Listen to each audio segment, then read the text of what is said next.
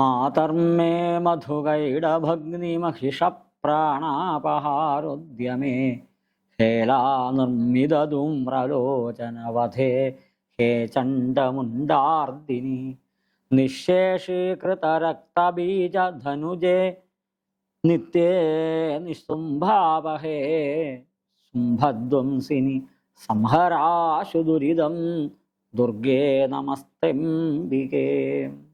May Narayana ദേവീ നാരായണ ലക്ഷ്മീ നാരായണ ഭദ്രേ നാരായണ. ദേവീ മാഹാത്മ്യത്തെക്കുറിച്ചാണ് നമ്മൾ പറഞ്ഞുകൊണ്ടിരുന്നത്.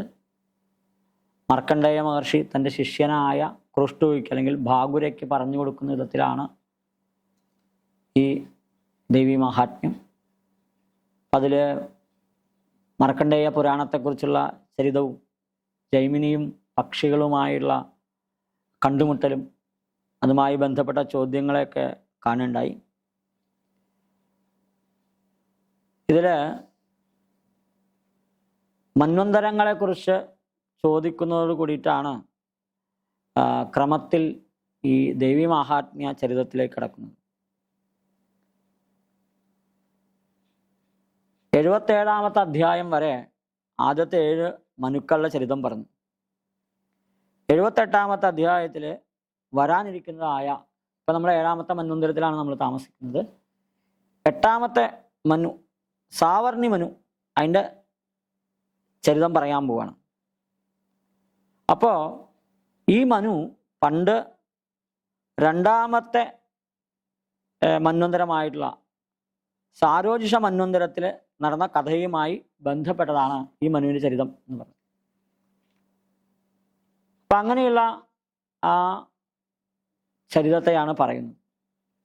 ദേവീ മാഹാത്മ്യം മാർക്കണ്ഡേയ പുരാണത്തിൽ 78 മുതൽ 90 ഉൾപ്പെടെയുള്ള 13 അധ്യായങ്ങളാണ്.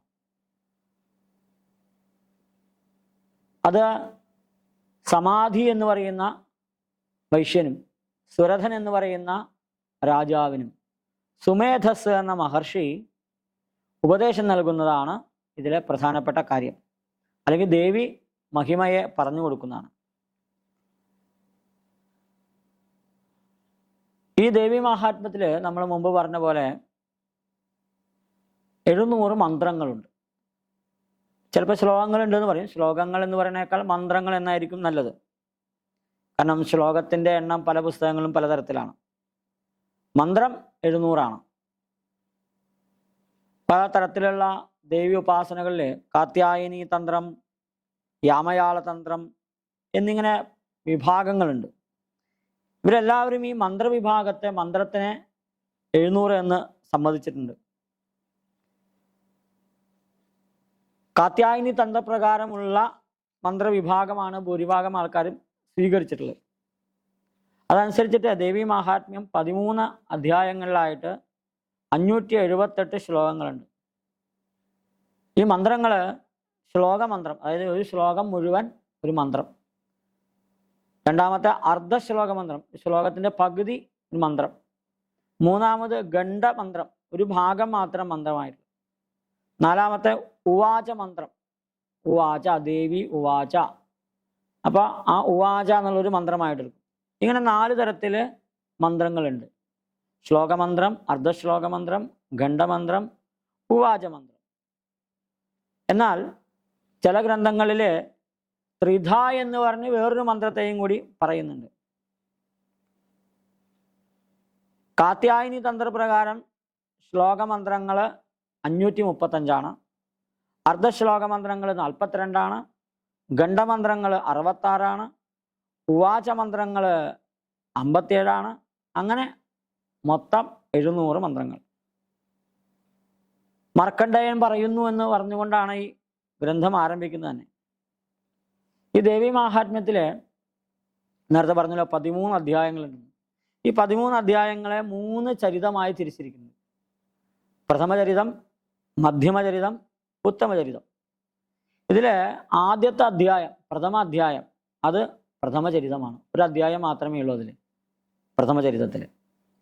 ഇനി 2, 3, 4 എന്നിങ്ങനെ 3 അധ്യായങ്ങൾ, അത് മധ്യമചരിതമാണ്. 2, 3, 4 ഈ 3 അധ്യായങ്ങൾ ചേർത്താൽ മധ്യമചരിതമാണ്. 5 മുതൽ 13 ഉൾപ്പെടെയുള്ള 9 അധ്യായങ്ങൾ അവ ഒരുമിച്ച് ഉത്തമചരിതം എന്ന് പറയും. ഇത് സമ്പൂർണമായിട്ട് വായിക്കാം, അല്ലെങ്കിൽ അതിന് ഓരോ സ്ഥലത്തും ഓരോ ദേശങ്ങളിലും ഒരു നിശ്ചിത രീതിയുണ്ട്, അത് പ്രകാരം വായിക്കാം. ഇപ്പൊ കേരളീയ സമ്പ്രദായം അനുസരിച്ച് പറയുകയാണെങ്കിൽ ഞായറാഴ്ച ആരംഭിച്ച് ശനിയാഴ്ച തീരുന്ന വിധത്തിലുള്ള ഒരു പാരായണ ക്രമമുണ്ട്. അതായത് ആഴ്ചയിലെ എല്ലാ ദിവസങ്ങളും വായിക്കാം. ഞായറാഴ്ച 1-ാം അധ്യായം, തിങ്കളാഴ്ച 2 അധ്യായങ്ങൾ എന്ന് പറഞ്ഞാൽ 2ഉം 3ഉം, ചൊവ്വാഴ്ച 1 അധ്യായം 4-ാം അധ്യായം, ബുധനാഴ്ച 5, 6, 7, 8 4 അധ്യായങ്ങൾ, വ്യാഴാഴ്ച 2 അധ്യായങ്ങൾ 8, 9 അധ്യായങ്ങൾ, 5, 6, 7, 8, 9, 10 അധ്യായങ്ങൾ, വെള്ളിയാഴ്ച 11-ാമത്തെ അധ്യായം നാരായണീ സ്തുതി വരുന്ന അധ്യായം, ശനിയാഴ്ച അവസാനത്തെ 2, 11, 12, 13 അധ്യായങ്ങൾ. ഇതാണ് കേരളീയ സമ്പ്രദായം. 1, 2, 1, 4, 2, 1, 2 ഇതാണ് ക്രമം. ഇന്ന് ആദ്യത്തെ ദിവസം 1 അധ്യായം, 2-ാമത്തെ ദിവസം 2 അധ്യായം, 3-ാമത്തെ ദിവസം 1 അധ്യായം, 4-ാമത്തെ ദിവസം 4 അധ്യായം, 5-ാമത്തെ ദിവസം 2 അധ്യായം, 6-ാമത്തെ ദിവസം 1 അധ്യായം, 7-ാമത്തെ ദിവസം 2 അധ്യായം. ഇങ്ങനെ 13 അധ്യായങ്ങളും വായിക്കണം എന്നാണ്. അതാണ് കേരളീയമായ സമ്പ്രദായം. ഇത് മാത്രമാണ് ശരിയെന്ന് പറയാൻ പറ്റില്ല, ഓരോ സ്ഥലത്തും ഓരോ തരത്തിലാണ്. കേരളത്തിലെ പ്രചുര പ്രചാരമുള്ള രീതി ഇതാണ്. ഇനിയും ഈ ദേവീ മാഹാത്മ്യത്തോട് കൂടെ വേറെ ചില കാര്യങ്ങൾ കൂടിയും വായിക്കണം. അത് അർഗളം, കീലകം, കവചം തുടങ്ങിയ കാര്യങ്ങളൊക്കെ ഉണ്ട്. ഇവ വായിച്ചു വേണം ദേവീ മാഹാത്മ്യം വിധിപ്രകാരം വായിക്കാമെന്നാണ്. സാക്ഷാൽ ശിവഭഗവാൻ തന്നെ അത് നിർദ്ദേശിച്ചതാണെന്നാണ് പറയപ്പെടുന്നത്. അർഗളം കീലകം ചാദൗ പഠിത്വാ കവചം പഠേൻ ജപേ സപ്തശതീം പശ്ചാത് ക്രമ ഏഷ ശിവോദിതഃ. അർഗളം ദുരിതം ഹന്തി കീലകം ഫലദം തഥാ കവചം രക്ഷയേ നിത്യം ചണ്ഡികാത്രിതയം തഥാ. അർഗളം, കീലകം, കവചം ഇവ പാരായണം ചെയ്തിട്ട് വേണം, ഇവ വായിച്ചിട്ട് വേണം ദുർഗാ സപ്തശതി അല്ലെങ്കിൽ ദേവീ മാഹാത്മ്യം വായിക്കാമെന്നാണ്. ഇത് ശിവഭഗവാൻ പറഞ്ഞിട്ടുള്ളതാണ് ഈ ക്രമം. എന്തിനാവ വായിക്കുന്നത്? അർഗളം ദുരിതത്തെ ഇല്ലാതെ ഉണ്ടാക്കും. കീലകം നമുക്ക് എന്താണോ ഉദ്ദേശിക്കുന്നത്, ഉദ്ദിഷ്ടഫലം അതിനെ നേടാൻ സഹായിക്കും. കവചം എല്ലാ തരത്തിലും നമുക്ക് കവചമായി നമ്മളെ രക്ഷിക്കും. എന്നാലോ ഈ അർഗളവും കീലകവും കവചവും ചെയ്യുന്ന 3ഉം ചെയ്യുന്ന കാര്യങ്ങൾ ദേവീ മാഹാത്മ്യം ഒറ്റയ്ക്ക് ചെയ്യും. അതാണ് ദേവീ മാഹാത്മ്യത്തിൻ്റെ മഹത്വം. എങ്കിലും ക്രമത്തിൽ ഇത് ഇങ്ങനെ വായിക്കുന്നതാണ് ഒരു സമ്പ്രദായം. നേരത്തെ പറഞ്ഞ പോലെ 700 മന്ത്രങ്ങൾ ഉള്ളതുകൊണ്ട് ഇതിനെ ദുർഗാ സപ്തശതി എന്ന് പറയും. ചണ്ഡികയുടെ ചരിതമായതുകൊണ്ട് ഇതിനെ ചണ്ഡി അല്ലെങ്കിൽ ചണ്ഡീപാഠം എന്ന് പറയും. ദേവിയുടെ മാഹാത്മ്യമായതുകൊണ്ട് ദേവീ മാഹാത്മ്യം എന്ന് പറയും. അപ്പോൾ ചണ്ഡിക സ്വരൂപിണിയായ ദേവിയെയാണ് ഇവിടെ ആരാധിക്കുന്നതെന്ന് പറയാം. ഈ ഓരോ ചരിതത്തിലും ഓരോ കഥകളാണ്, ഓരോ ചരിതമാണ്. പ്രഥമചരിതം, മധ്യമചരിതം, ഉത്തമചരിതം. ദേവിയുടെ 3 ഭാവങ്ങളെയാണ് ഈ ദേവീ മാഹാത്മ്യത്തിൽ പറയുന്നത്. ദേവിയുടെ തമോഭാവം, രജോഭാവം, സാത്വിക ഭാവം. തമോഭാവത്തിൽ ദേവി കാളികയായിട്ട് അവതരിക്കുന്നു. രജോഭാവത്തിൽ ദേവി ലക്ഷ്മി സ്വരൂപത്തിൽ അവതരിക്കുന്നു. സാത്വിക ഭാവത്തിൽ ദേവി സരസ്വതിയായിട്ട് അവതരിക്കുന്നു. അപ്പൊ പ്രഥമചരിതം ദേവിയുടെ തമോ അവതാരത്തിൻ്റെ ചരിതമാണ് പറയുന്നത്. 2ാമത്തെ മധ്യമചരിതം അത് ദേവിയുടെ രാജസാവതാരം, ലക്ഷ്മി അവതാരത്തെയാണ് പറയുന്നത്. അവസാനത്തെ ചരിതം ഉത്തമചരിതം ദേവിയുടെ സരസ്വതി അവതാരത്തെയാണ് പറയുന്നത്.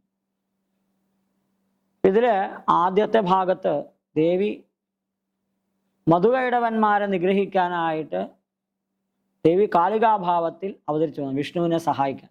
അതാണ് ആദ്യത്തെ അവതാരം. അത് പ്രഥമചരിതത്തിൽ പറയുന്നു. രണ്ടാമത്തെ മഹിഷാസുരനെ വർദ്ധിക്കാനായിട്ട് എല്ലാ ദേവന്മാരുടെയും തേജസ്സുകൾ ചേർന്ന് ദേവി ലക്ഷ്മി സ്വരൂപയായിത്തീർന്നു. അതിനെയാണ് രണ്ടാമത്തെ ചരിതത്തിൽ മധ്യമചരിതത്തിൽ പറയുന്നത്. മൂന്നാമത്തെ ചരിതം ദേവിയുടെ സരസ്വതി അല്ലെങ്കിൽ സാത്വിക ഭാവമാണ്. സുംബനിസുംബന്മാരെ വധിക്കാനായിട്ട് ദേവി അവതരിച്ച ചരിതമാണ്. എന്നാൽ ഈ മൂന്ന് ഭാവങ്ങളും നേരിട്ടൊരു പക്ഷെ നമുക്ക് ദേവി മാഹാത്മ്യത്തിൽ ഈ പേരുകൾ പറഞ്ഞിട്ടുണ്ടാവില്ല. എന്നാൽ പറയാതെ പറഞ്ഞു വെച്ചിട്ടുമുണ്ട്. വേറെ പല പേരുകളും അവിടെ പറഞ്ഞു വെച്ചിട്ടുമുണ്ട്.